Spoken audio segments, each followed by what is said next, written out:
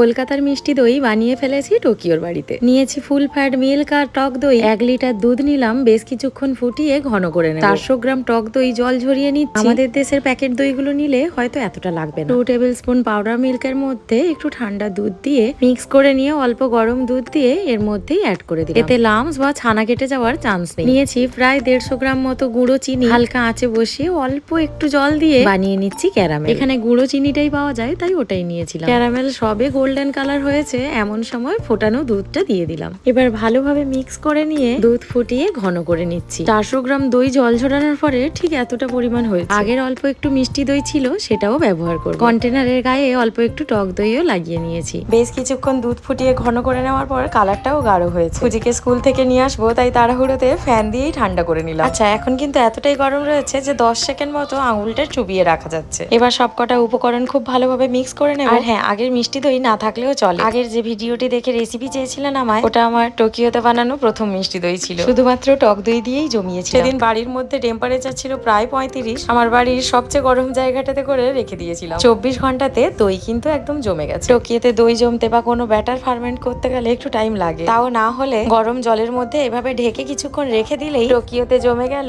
কলকাতার বিখ্যাত মিষ্টি দই। সবাই তো আমার অনেক প্রশংসা করলোই। এবার আর কি, আপনিও বানিয়ে ফেলুন বাড়িতে। আর কেমন হলো জানান কমেন্টে।